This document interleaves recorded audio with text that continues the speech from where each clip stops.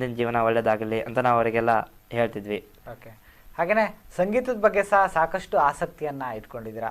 ಸಂಗೀತ ಕ್ಷೇತ್ರದಲ್ಲಿ ಏನಾದರೂ ಸಾಧಿಸುವಂತ ಆಸೆ ಇದೆಯಾ? ಹಾಂ, ಆಸೆ ಇದೆ. ಓಕೆ.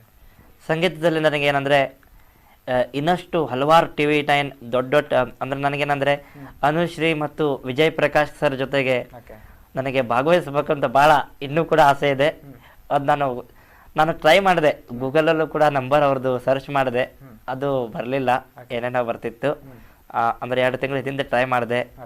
ಅವ್ರ ಕಾಂಟ್ಯಾಕ್ಟ್ ನಂಬರ್ ಹೆಂಗಾರು ಇಟ್ಕೊಂಡು ನಾವು ಒಂದು ಬೆಂಗಳೂರಿಗೆ ಹೋಗಿವಿ, ಅವ್ರ ಜೊತೆಗೆ ಒಂದು ನಾವು ಸಾಂಗ್ ಹಾಡಬೇಕು ಮತ್ತು ಅವ್ರ ಜೊತೆಗೆ ಈ ಥರ ಒಂದು ಸಂಭಾಷಣೆ ಮಾಡ್ಬೇಕಂತ ಭಾಳ ಆಸೆ ಇದೆ ಸರ್. ಇನ್ನಷ್ಟು ಹಲವಾರು ಕಾರ್ಯಕ್ರಮಗಳಿಗೆ ನಾವು ಒಂದು ದೊಡ್ಡ ಮಟ್ಟದಲ್ಲಿ ಬೆಳಿಬೇಕು ಅಂತ ಆಸೆ ಸರ್. ಓಕೆ. ಹಾಗೇನೆ ತಮ್ಮಂತೆ ಸಾಕಷ್ಟು ಜನ ಅಂಧ ವಿದ್ಯಾರ್ಥಿಗಳಿದ್ದಾರೆ, ಕರ್ನಾಟಕದಲ್ಲಾಗಿರ್ಬೋದು, ದೇಶದಲ್ಲಾಗಿರ್ಬೋದು. ನಮ್ಮ ಕಾರ್ಯಕ್ರಮದ ಮೂಲಕ ಅವರಿಗೆ ಯಾವ ರೀತಿ ಸ್ಫೂರ್ತಿ ತುಂಬ್ತೀರಾ ನೀವು? ಅಂದರೆ ಅವರಿಗೆ ಹೇಳ್ತೀವಿ, ನೀವು ಈ ಥರ ಒಂದು TV9 ಪ್ರೋಗ್ರಾಮ್ಗಳಿಗೆ ಭಾಗವಹಿಸಿ ಮುಂದೆ ಒಂದು ಚೆನ್ನಾಗಿ ಓದಬೇಕು, ಮುಂದೆ ನಿಮ್ಮ ಒಂದು ಜೀವನದಲ್ಲಿ ಚೆನ್ನಾಗಿ ರೂಪಿಸ್ಕೊಳ್ಬೇಕು ಜೀವನನ. ಯಾಕಂದರೆ ಸುಮ್ಮನೆ ಜೀವನ ವೇಸ್ಟ್ ಮಾಡೋ ಬದಲಿಗೆ ನಾವು ಏನಾದರೂ ಒಂದು BA MA B.Ed ಆದರೆ ನಮಗೇನಾದರೂ ನಾವು ಶ್ರಮಪಟ್ಟರೆ ನಮಗೆ ಅದಕ್ಕೆ ತಕ್ಕಂತೆ ಫಲ ಸಿಗತ್ತೆ ಅಂತ ನಾವು ಅವರಿಗೆ ಹೇಳ್ತಾ ಇರ್ತೀವಿ. ಓಕೆ. ಹಾಗೇನೆ ಎಲ್ಲ ಕಡೆ ಟ್ರಾವೆಲಿಂಗ್ ಮಾಡ್ತಾ ಇರ್ತೀರಾ, ಓಡಾಡ್ತಾ ಇರ್ತೀರಾ. ಹೌದು. ಈ ಓಡಾಟವನ್ನ ಹೇಗ್ ಮಾಡ್ತೀರಾ? ಎಲ್ಲಿ ಬಸ್ ಹತ್ಬೇಕು, ಎಲ್ಲಿ ಬಸ್ ಇಳಿಬೇಕು, ಅದೆಲ್ಲ ಹೇಗ್ ಗೊತ್ತಾಗುತ್ತೆ? ಯಾರಾದ್ರೂ ಸಹಕಾರ ಕೊಡ್ತಾರಾ? ಹೇಗದು ಸರ್? ಅಂದ್ರೆ ನಾನೀಗ ಭದ್ರಾವತಿಯಿಂದ ಈಗ ಶಿವಮೊಗ್ಗ ಹೆಂಗ್ ಬಂದೆ ಅಂದ್ರೆ ಭದ್ರಾವತಿಯಿಂದ ಸೀದಾ ನಮ್ಮ ಸಿದ್ಧಾರ್ಥ ಆಂಧ್ರ ಕೇಂದ್ರದಿಂದ ಸೀದಾ ನಾನು ಜಯಶ್ರೀ ಸರ್ಕಲ್ಗೆ ಬಂದೆ. ಸ್ಟಿಕ್ ಹಾಕೊಂಡ್ ಬರ್ತೀವಿ. ಅಂದ್ರೆ ಸ್ಟಿಕ್ ಅಲ್ಲಿ ನಮ್ಗೆ ಏನಂದ್ರೆ ಮಣ್ಣಿಂದ ರೋಡ್ ಇದ್ರೆ ಅದು ಒಂಥರ ಸೌಂಡ್ ಬರುತ್ತೆ. ಈಗ ಟಾರ್ ರೋಡ್ ಇದ್ದಾಗ ಕಟ್ ಕಟ್ ಅಂತ ಸೌಂಡ್ ಬರುತ್ತೆ. ಅದ್ರ ಮೂಲಕ ನಮ್ಗೆ ಗೊತ್ತಾಗುತ್ತೆ ಸೈಡಿಗೆ ಹೋಗೋದು ಹೆಂಗೆ ಅಂತ ಎಲ್ಲ ಪ್ರತಿಯೊಂದು ಗೊತ್ತಾಗುತ್ತೆ. ಮತ್ತು ನಾವು ಒಂದು ಹಂಪ್ ಅಂತ, ಅದು ಒಂಥರ ಈ ಥರ ಗೆರೆ ಗೆರೆ ಇರುತ್ತೆ, ಅದು ಒಂದು ಹಂಪ್ ಕಾಲಿನ ಮಾರ್ಕ್ ಮಾಡ್ಕೊಂಡು ಇಟ್ಕೊಂಡಿರ್ತೀವಿ, ಇದೇ ನಮ್ಮ ಜಾಗ, ಇದೇ ನಮ್ಮ ಹಾಸ್ಟೆಲ್ ಅಂತ ನಾವು ಕಂಡು ಹಿಡ್ತೀವಿ. ಮತ್ತು ಬಸ್ ಹತ್ತಿದಾಗ ನಮಗೆ ಅಕ್ಕಪಕ್ಕದಲ್ಲಿ ಕುಂತಿರ್ತಾರಲ್ಲ, ಉದಾಹರಣೆಗೆ ನಮ್ಗೊಂದು ಸಲ ಗೊತ್ತಾಗಲ್ಲ ಯಾವ ಊರು ಬಂತು, ಎಲ್ಲಿ ಇಳಿಬೇಕು ಅಂತ, ನಾವು ಪಕ್ಕದಲ್ಲಿ ಹೆಲ್ಪ್ ತಗೊಂಡು ಇಳಿತೀವಿ. ಮತ್ತು ಪಕ್ಕದವ್ರ ಒಂದು ಸಹಾಯ ತಗೊಂಡು ಬಸ್ ಸ್ಟ್ಯಾಂಡಿಗೆ ಬಿಡಿಸ್ಕೋತೀವಿ. ಮತ್ತು ಕಂಟ್ರೋಲ್ ಆಫೀಸರ್ ಇರ್ತಾರಲ್ಲ ಅವರಿಗೆಲ್ಲ ಕೇಳಿಬಿಟ್ಟು ನಾವು ಏನಂದರೆ ಯಾವ್ಯಾವ ಊರಿಗೆ ಹೋಗಬೇಕು ಆ ಬಸ್ಸಿಗೆ ಹತ್ತಿಸಿ ಅಂತ ಹೇಳ್ತೀವಿ. ಆಮೇಲೆ ಬಸ್ ಟಿಕೆಟ್ನವರು ದಾಂಡೇಲಿ ಅಂತ ಕೂಗ್ತಾರೆ. ಆಮೇಲೆ ನಾವು ಬೆಂಗಳೂರು ಹೋಗ್ಬೇಕಾದ್ರೆ ಬೆಂಗಳೂರು ಅಂತ ಕೂಗ್ತಾರೆ. ಅವಾಗ ನಾವು ಬೆಂಗಳೂರಿಗೆ ಹೋಗಿ ಆ ಬಸ್ ಸರ್ ಇದು ಬೆಂಗಳೂರು ಹೋಗತ್ತಂತ ಕೇಳ್ತೀವಿ. ಹೌದಪ್ಪ ಹತ್ತು ಅಂತಾರೆ. ಅವಾಗ ಬಸ್ ಹತ್ತೀವಿ. ಅವಾಗ ಹತ್ತ ತಕ್ಷಣ ಅಲ್ಲಿ ಹೋಗ್ತೀವಿ ಸರ್ ಬೆಂಗಳೂರಿಗೆ. ನಿಮ್ಮ ಹಾಸ್ಟೆಲ್ ಬಗ್ಗೆ ಏನು ಹೇಳ್ತೀರಾ? ಹಾಸ್ಟೆಲ್ ಹೇಗಿದೆ? ಹಾಸ್ಟೆಲ್ ಬಗ್ಗೆ ಏನು ಹೇಳ್ತೀರಾ? ಸರ್ ನನಗಂತೂ ನಮ್ಮ ಹಾಸ್ಟೆಲ್, ನನಗೆ ಆ್ಯಕ್ಚುಲಿ ನಮ್ಮ ಹಾಸ್ಟೆಲ್ ಬಗ್ಗೆ ಅಂತೂ ಭಾಳ ತೃಪ್ತಿ ಇದೆ ಸರ್. ಯಾಕಂದರೆ ನಾನು ನನಗೆ ನಿಜವಾಗ್ಲೂ ಇಲ್ಲಿವರೆಗೂ ಕೂಡ ನನಗೆ ಯಾವ ಹಾಸ್ಟೆಲ್ ಸಿಕ್ಕಿರಲಿಲ್ಲ. ಅಂಥ ಒಂದು ಒಳ್ಳೆಯ ಹಾಸ್ಟೆಲ್ ಸಿಕ್ಕಿದೆ. ನಮ್ಮ ಓನರು ಚೆನ್ನಾಗಿದ್ದಾರೆ, ಶಿವಬಸಪ್ಪ ಅಂತ ಹೇಳಿ. ಭಾಳ ನನಗೆ ನನ್ನ ಗುರುಗಳು ಕೂಡ ಹೋದವರು, ಇಂಗ್ಲೀಷ್ ಗುರುಗಳು. ಹಾಗೂ ಅವರ ಮಿಸ್ಸಸ್ ನನಗೆ ಒಂಥರ ಅಮ್ಮನ ರೀತಿಯಲ್ಲಿ ನೋಡ್ಕೊತಾರೆ, ಶಾರದಾ ಮೇಡಮ್ ಅಂತ ಹೇಳಿ. ಅವರಿಗೀಗ ಪಾಪ ಒಂದು ಅಂದರೆ ಮಕ್ಕಳದೆಲ್ಲ ಟೆನ್ಷನ್, ಅಂದರೆ ನಮ್ದು ಇಷ್ಟು ಜನ ಮೇಂಟೈನ್ ಮಾಡ್ಬೇಕಲ್ಲ ಅವರಿಬ್ರು. ಒಟ್ಟು ಎಷ್ಟು ಜನ ಇದ್ದೀರಾ ಅಲ್ಲಿ? ಅಂದರೆ ನಾವೊಂದು 25 ಜನ ಇದ್ದೀವಿ. ಅಂದರೆ ನನಗೆ ಅವರು ಹುಷಾರಿಲ್ದಾಗೆಲ್ಲ ಭಾಳ ಸಹಕಾರ ಕೊಟ್ಟಿದ್ದಾರೆ ಸರ್. ಅಲ್ಲಿ ಇರುವಂಥ ವಿದ್ಯಾರ್ಥಿಗಳು ಯಾವ್ಯಾವ ರೀತಿಯವರು ಅದನ್ನು ತಿಳಿಸ್ಕೊಡ್ಬೋದಾ? ಹಾಂ, ಅಲ್ಲಿ ಇರುವಂಥ ವಿದ್ಯಾರ್ಥಿಗಳೆಲ್ಲ ಅಂಧ ವಿದ್ಯಾರ್ಥಿಗಳೇ ನಮ್ಮ ಥರನೇ. ಕೆಲವರು ಟೋಟಲಿ ಬ್ಲೈಂಡ್ಸ್, ಅಂದರೆ 2 ಕಣ್ಣು ಕಾಣದೇ ಇದ್ದಂಥವ್ರು. ಹಾಗೂ ಪಾರ್ಷಿಯಲಿ ಬ್ಲೈಂಡ್ ಅಂದರೆ 1 ಕಣ್ಣು ಕಾಣುವಂಥವ್ರು. ಹಾಗಂತ ಅವರು ಕೂಡ ಕ್ರಿಕೆಟ್ ಆಡ್ತಾರೆ.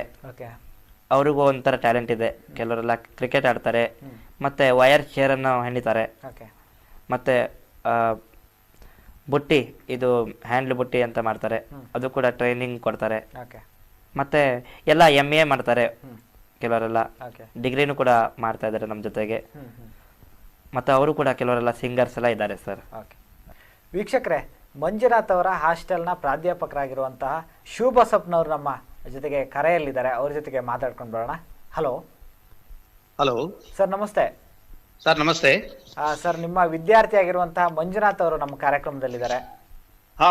ಒಬ್ಬ ಅಂಧ ವಿದ್ಯಾರ್ಥಿಯಾಗಿ ಸಾಕಷ್ಟು ರೀತಿಯಲ್ಲಿ ಪ್ರಯತ್ನಗಳನ್ನು ಪಡ್ತಾ ಇದ್ದಾರೆ. ಸಂಗೀತದಲ್ಲಿ ಆಸಕ್ತಿಯನ್ನು ಹೊಂದಿದ್ದಾರೆ. ಹೌದು, ಎಲ್ಲ ಒಂದ್ ಕಡೆ ವಿದ್ಯಾರ್ಥಿಗಳಿಗೆ ಮಾದರಿಯಾಗಿ ನಿಂತಿದ್ದಾರೆ ಅಂತಾನೆ ಹೇಳ್ಬೋದು ಮಂಜುನಾಥ್ ಅವರು. ಓಕೆ, ಮಂಜುನಾಥ್ ಅವ್ರ ಬಗ್ಗೆ ಏನ್ ಹೇಳ್ತೀರಾ? ಮಂಜುನಾಥ್ ನನ್ನ ಹೆಮ್ಮೆಯ ವಿದ್ಯಾರ್ಥಿ. ಕಾಲೇಜಲ್ಲಿ ಕೂಡ ಅವನು ನನ್ನ ಸ್ಟೂಡೆಂಟ್ ಆಗಿದ್ದ, PUC ನಲ್ಲಿ ಕೂಡ 2 ವರ್ಷ. ಇವಾಗ ಡಿಗ್ರಿ ಸೆಕೆಂಡ್ ಇಯರ್ ಡಿಗ್ರಿ ಓದ್ತಾ ಇದ್ದಾನೆ ಸರ್ ಎಂ ಇ ಕಾಲೇಜ್ನಲ್ಲಿ. ಓಕೆ. ಅವನು not only singer but also tabla player ಕೂಡ ಹೌದು. ಅವನು ಹೌದು ಹೌದು ಹೌದು.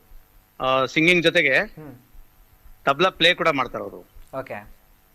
ಕಾರವಾರದಿಂದ ಬಂದಿದ್ದಾರೆ. ಇದು 4ನೇ ವರ್ಷ ಅವ್ರು ಇಲ್ಲಿರೋದು. ಓಕೆ. ತುಂಬಾ ಖುಷಿ ಆಗುತ್ತೆ. ನೀವು ಭರತ್ ಟಿವಿ ಅವರು ಸಂದರ್ಶನ ಮಾಡ್ತಿರೋದು ಓಕೆ. ನನಗೆ ತುಂಬಾ ಖುಷಿ ಆಗ್ತಾ ಇದೆ ಸರ್. ಇನ್ನೊಂದು ವಿಚಾರ ಕೇಳ್ಬಿಟ್ವಿ. ನಿಮ್ಮ ಹಾಸ್ಟೆಲ್ ನಲ್ಲಿ ಒಂದು 20-25 ಜನ ವಿದ್ಯಾರ್ಥಿಗಳಿಗೆ ಉಚಿತವಾಗಿ ವ್ಯವಸ್ಥೆಯನ್ನ, ಊಟದ ವ್ಯವಸ್ಥೆಯನ್ನ, ಎಲ್ಲ ವ್ಯವಸ್ಥೆಯನ್ನ ನೀಡ್ತಾ ಇದ್ದೀರಾ.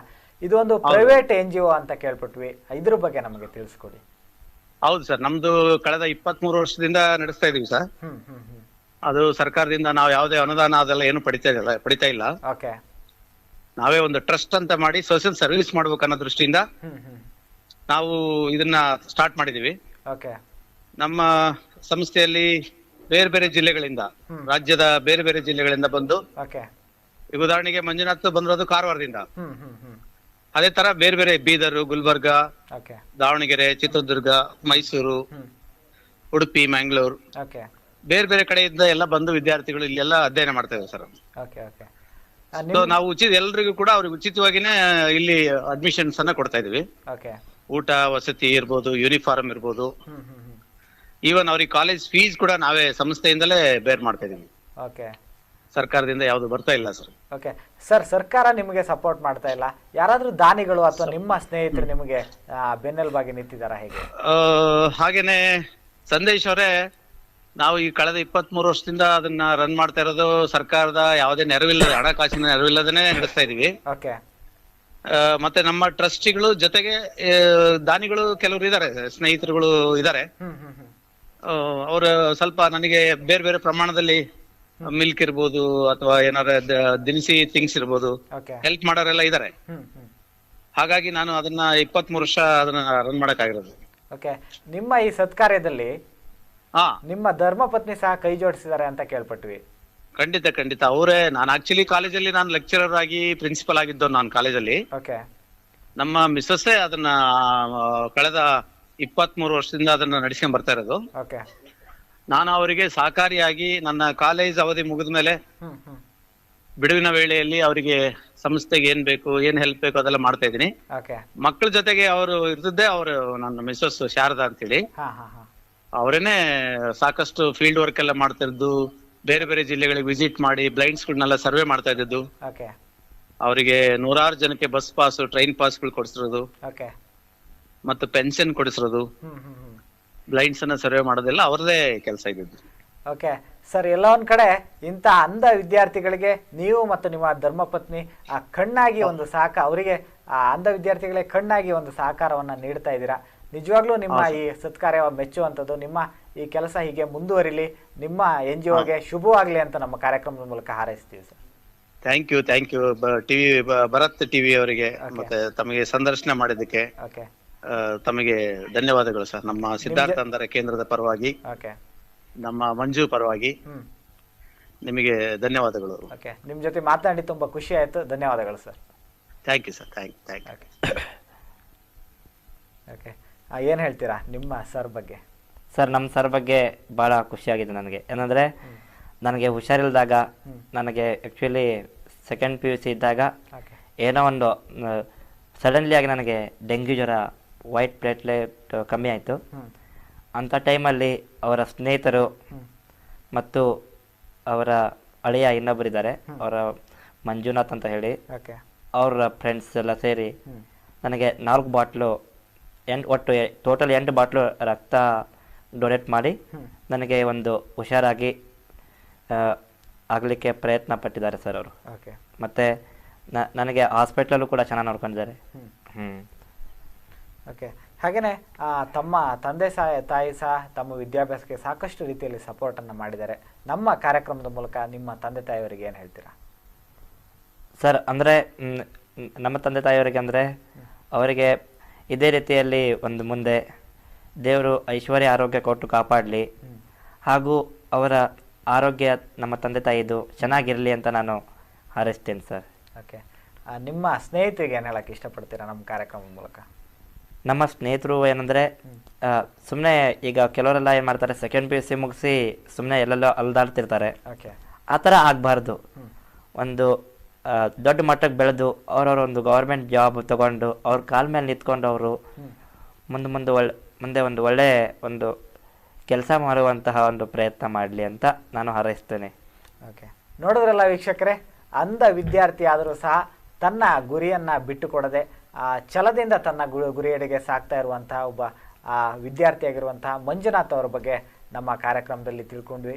ಮಂಜುನಾಥ್ ಅವರ ಮುಂದಿನ ಭವಿಷ್ಯಕ್ಕೆ ಹಾಗೂ ಅವರ ಎಲ್ಲ ಆಸೆಗಳಿಗೆ ಆಕಾಂಕ್ಷೆಗಳಿಗೆ ಶುಭವಾದಂತಹ ದಾರಿ ಸಿಗಲಿ ಅಂತ ನಮ್ಮ ಕಾರ್ಯಕ್ರಮದ ಮೂಲಕ ಹಾರೈಸ್ತಾ, ಕಾರ್ಯಕ್ರಮಕ್ಕೆ ಆಗಮಿಸಿ ತಮ್ಮ ಜೀವನದ ಒಂದಷ್ಟು ವಿಚಾರಗಳನ್ನು ನಮ್ಮೊಂದಿಗೆ ಹಂಚಿಕೊಂಡು ಅವರ ಸುಮಧುರವಾದ ಧ್ವನಿಯಿಂದ ಒಂದಷ್ಟು ಸಾಂಗ್ಗಳನ್ನು ನಮಗೆ ಕೇಳಿಸಿದ್ದಕ್ಕೆ ಮಂಜುನಾಥ್ ಅವರಿಗೆ ನಮ್ಮ ಕಾರ್ಯಕ್ರಮದ ಮೂಲಕ ಧನ್ಯವಾದಗಳನ್ನು ತಿಳಿಸ್ತೀನಿ. ಧನ್ಯವಾದ ಮಂಜುನಾಥ್ ಅವರೇ. Thank you sir, thank you. ಇಲ್ಲಿಗೆ ಕಾರ್ಯಕ್ರಮವನ್ನು ಮುಗಿಸುವಂಥ ಸಮಯ ಕೂಡ ಆಗಿದೆ.